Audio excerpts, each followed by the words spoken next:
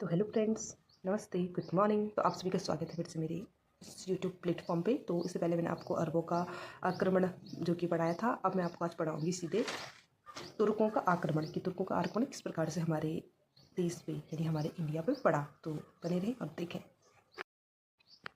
तो आज का सेशन है तुर्कों का आक्रमण।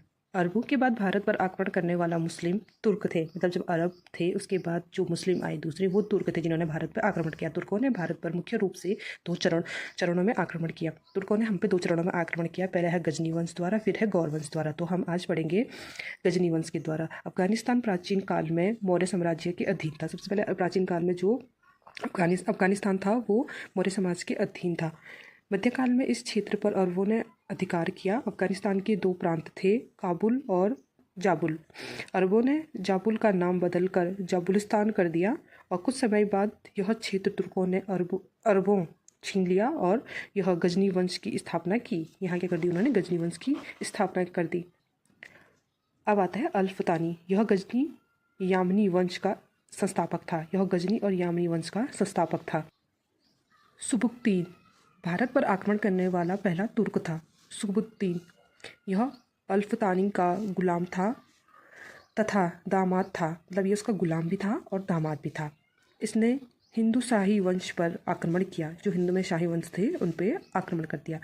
गजनवी, अब आते हैं गजनवी।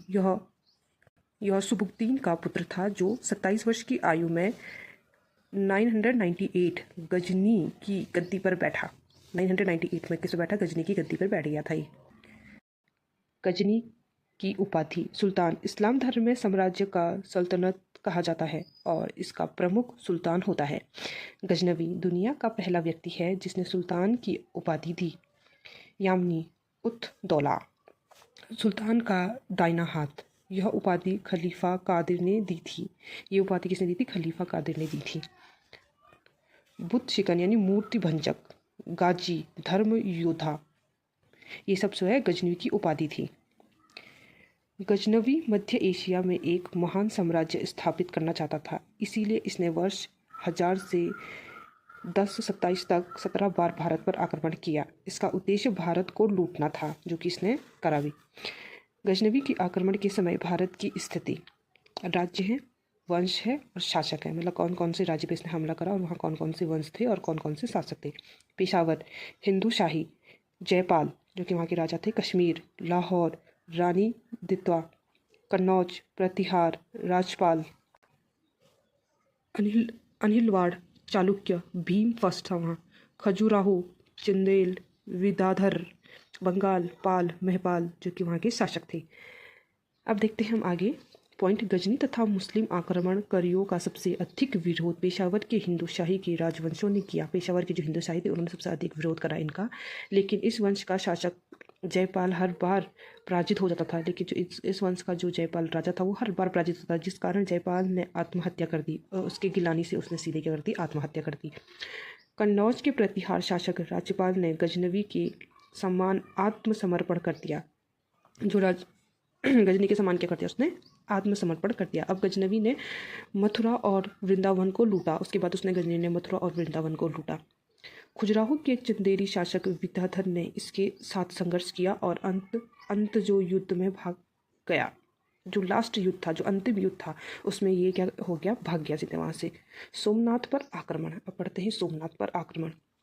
गजनवी ने 1025 में गुजरात के काड़ीवाड़ा में स्थित सोमनाथ मंदिर को लूटा। यह गजनी का 16वां आक्रमण था। यहाँ गजनी ने 16वां आक्रमण करा था। यह क्षेत्र अनिलवाड़ा के चालुक्यों के अधीन था। यह का शासक भीम फर्स्ट था।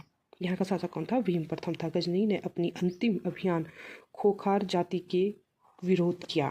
खोखार जाति थी एक, उनके विरोध इसने क्या करी? अपनी अंतिम लड़ाई लड़ी।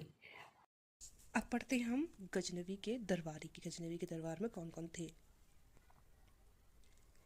अलबरूनी, यह खीवा उज्बेकिस्तान का सब रहने वाला था। इसका मूल नाम अबू रहमान था, जिसकी प्रसिद्ध पुस्तक का नाम किताब उल हिंद अरबी भाषा थी। यह 11वीं शताब्दी में गजनवी के साथ भारत आया। मतलब 11वीं शताब्दी में क्या था? गजनवी के साथ भारत आया था। अलबरूनी गणित, ज्योतिषी, संस्कृत, दर्शन, ये सब इसकी क्या है? मतलब इन सब में ये काम कर चुका था। ये सब है ये। यह पहला मुस्लिम व्यक्ति है जिसने पुराणों का अध्ययन किया। ये पहला मुस्लिम था जिसने पुराणों का अध्ययन करा था। फिरदौसी, यह गजनवी का राज्य कवि था। फिरोजी कौन था? गजनवी का राज्य कवि था। इनकी पुस्तक का नाम शाहनामा यानी फारसी भाषा में थी। इनका एक प्रमुख ग्रंथ है गैर फिरदौसी वर रुए जमी अस्तो हमी अस्तो हमी अस्तो हमी अस्तो, अर्थात दुनिया में कहीं स्वर्ग है तो यही है, यही है, यही है। इसका अर्थ ये होता है। इसने हिंदुस्तान को कहा था। यह पंक्तियां शाहजहां में लाल किले की दीवारों पर अंकित करवाई हैं। शाहजहां ने इसकी पंक्तियां जो है लाल किले पर अंकित कराई हैं। फिरदौसी कभी भारत नहीं आया। फिरदौसी कभी भारत नहीं आया। अल उतबी, इनकी पुस्तक का नाम तारीख ए यामनी था। इन्होंने ही गजनवी को बुद्दशिक की उपाधि दी थी। गजनवी के दरबार में फरीफ, बहराकी, उजरी विद्वान भी रहते थे। तो इसके बाद हम पढ़ेंगे गौरवंश, जो कि हम नेक्स्ट वीडियो में पढ़ेंगे। तब तक के लिए आप कमेंट करके जरूर बताना आपको मेरी वीडियो कैसी लगी।